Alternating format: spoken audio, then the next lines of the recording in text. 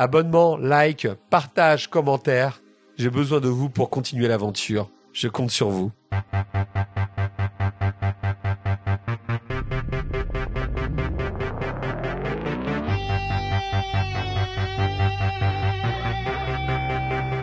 Je vous propose aujourd'hui un nouveau rendez-vous. Plutôt que de traiter d'un film, je vais m'intéresser à un cinéaste et à sa filmographie. Mais par quel réalisateur commencer ? Un nom a fini par s'imposer, Monsieur Neil Jordan. Si le cinéaste irlandais est connu du grand public pour Entretien avec un vampire, on ne peut se limiter à ce seul film au regard de sa filmographie. Passant de productions cossues produites en Californie à des longs métrages à petit budget tournés en Irlande ou bien au Royaume-Uni, Neil Jordan s'est toujours remis en question, signant des films singuliers portés par une vision qui fait de lui un auteur. Mal aimé dans notre pays qui a souvent massacré ses films de façon injuste, je voulais mettre en lumière l'homme et sa manière de concevoir le cinéma. Formaliste, qui n'oublie jamais de nous donner à voir de beaux personnages de cinéma, ambigu dans la morale de ses films, afin de permettre aux spectateurs de faire ses propres choix moraux, Neil Jordan est tout simplement un grand réalisateur qui mérite définitivement d'être célébré.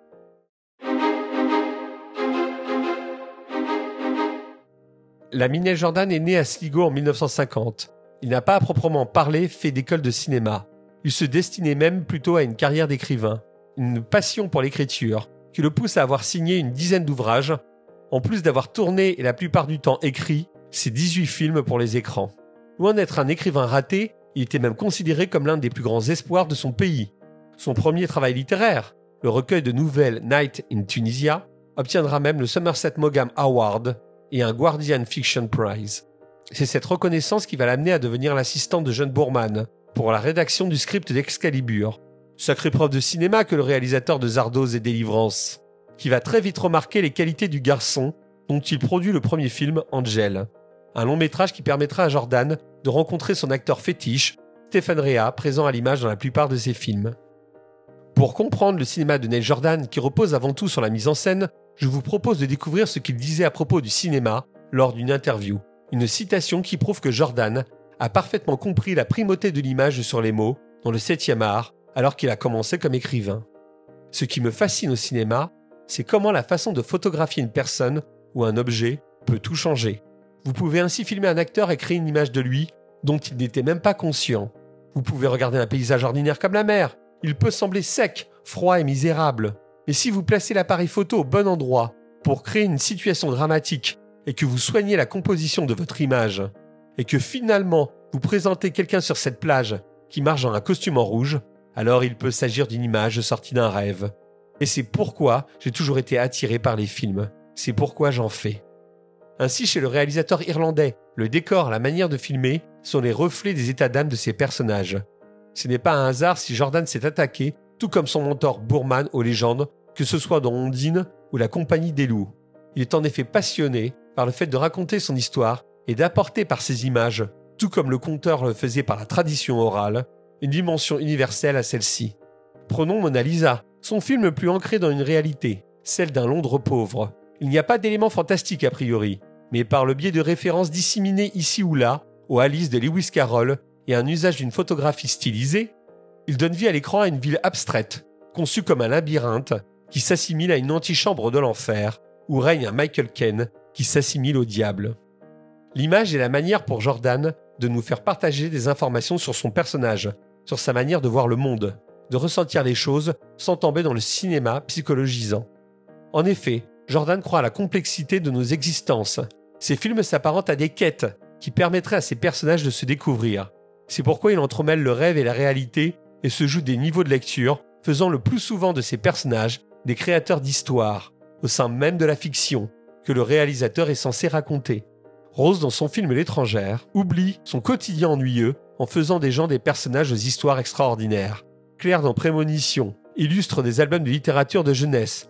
De même, dans Byzantium, Eleanor Webb raconte sa vie sur un journal pour ne pas perdre l'esprit et se rappeler qui elle est, même si elle est obligée de le détruire juste après.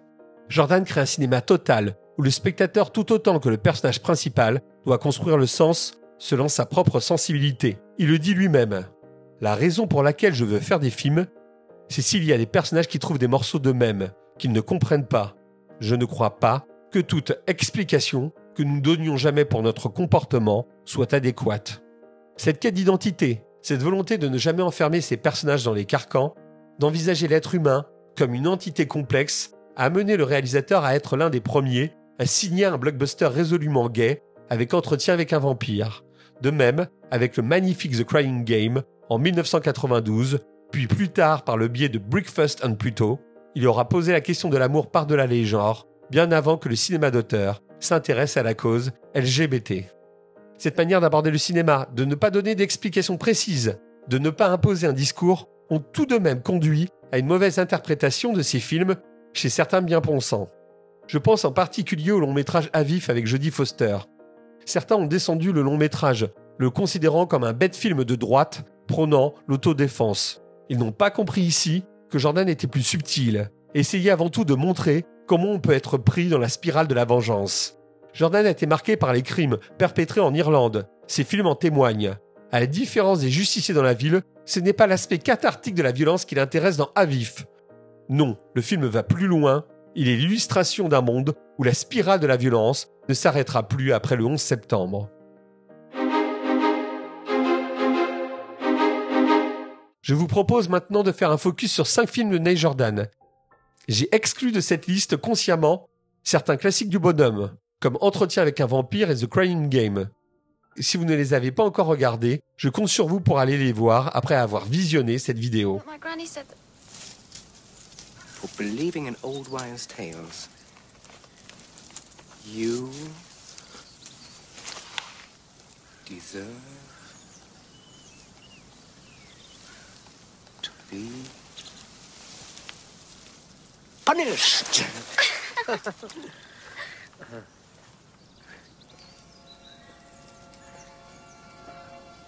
I'll show you I'm not afraid of the wolves, Rosalind.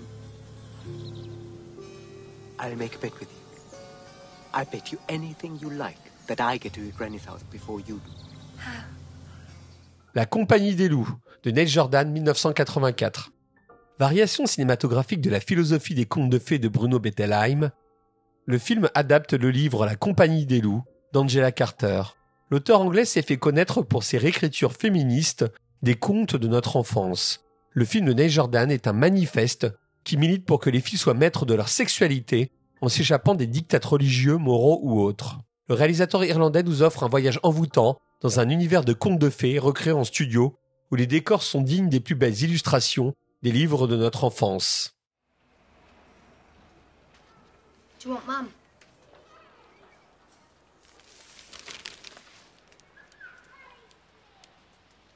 Mum? Julie, get inside.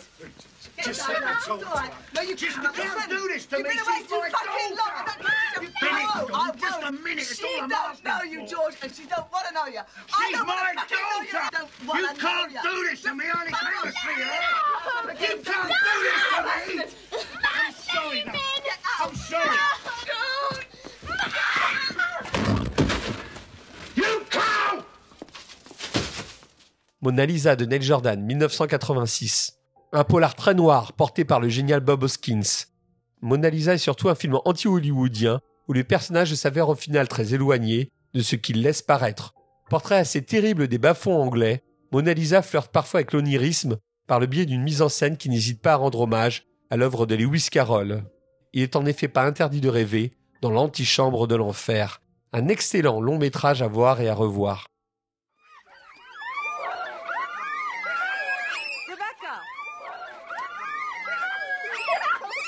Rebecca!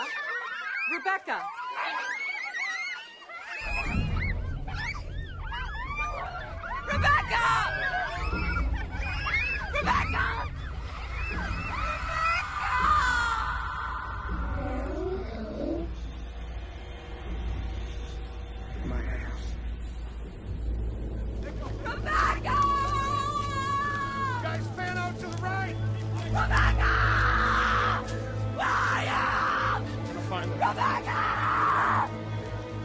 I know! Why didn't I say Rebecca? Rebecca! Rebecca! I said you guys fan out to the right. Prémonition de Neil Jordan, 1999. Ce film met en scène une jeune femme traumatisée par des visions horribles, alors qu'au même instant rôde un tueur de petites filles. Ce qui frappe dans Prémonition, c'est la manière dont le réalisateur arrive à installer une ambiance crépusculaire qui renvoie au conte de Grimm grâce aux superbes lumières de Darius Khondji. Un long métrage bizarre et onirique qui possède une ambiance prenante, si on accepte des développements scénaristiques parfois hasardeux et d'interprétations en mode « je veux avoir mon Oscar » d'Annette Bening. Une série B gothique bien plus envoûtante que son horrible réputation laisse présager.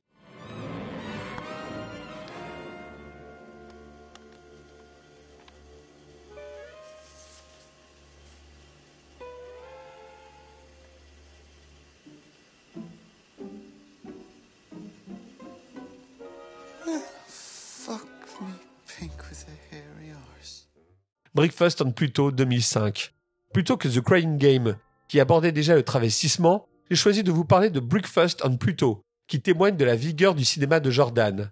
Ici, le réalisateur irlandais adapte de nouveau Patrick McCabe après The Butcher Boy et nous conte la jeunesse irlandaise et le départ en Angleterre de son héros travesti, Keaton, qui est à la recherche de sa mère. Jordan nous offre ici un récit vu par les yeux de son héros qui fait le choix d'adopter une vision fantasmée de la réalité pour survivre face à l'horreur du quotidien. Comme toujours chez Jordan, le film n'est jamais manichéen et n'impose pas une manière de penser sur la question irlandaise ou le transsexualisme. Ce qui intéresse ici le réalisateur, c'est la manière qu'on a de se connaître, peu importe qui on est. Un joli film tout simplement porté par une excellente BO. Eleanor Webb, I am ready. Are you sure? I spent quite enough time here. Believe me.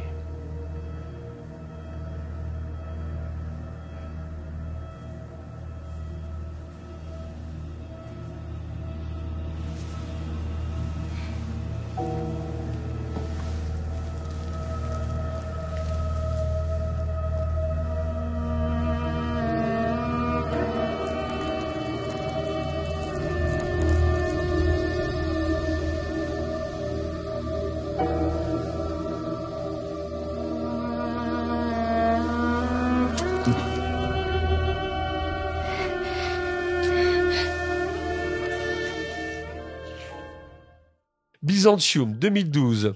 Un nouveau film de vampire pour Neil Jordan, en pleine Twilight Mania. Le cinéaste irlandais va-t-il succomber à la mode et nous offrir un film de canine pour ados décérébrés ? Eh bien non. Jordan parvient même à se réinventer par rapport à Entretien avec un vampire. En premier lieu, j'ai beaucoup aimé dans Byzantium la manière dont les personnages deviennent vampires, avec cette île où semble vivre une entité Lovecraftienne.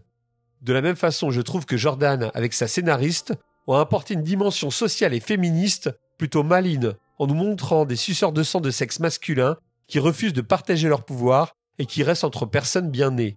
Enfin, le long-métrage aborde le vampirisme par un biais plus singulier qu'à l'accoutumée, à travers une relation mère-fille. Rajoutez à cela une mise en scène élégante, qui sublime les décors de la station balnéaire du film, et deux actrices impressionnantes, Gemma Arterton et Saoirse Ronan, et vous obtenez tout simplement l'un des meilleurs films de suceurs de sang de ces 15 dernières années.